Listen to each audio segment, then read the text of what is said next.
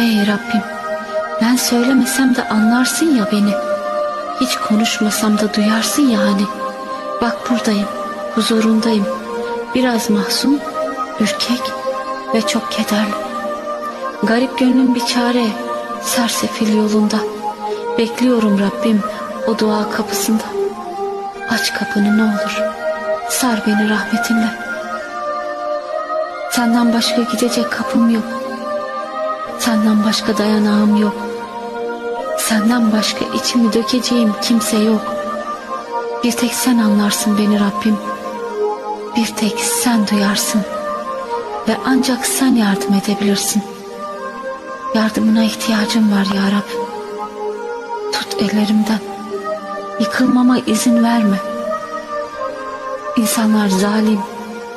İnsanlar merhametsiz.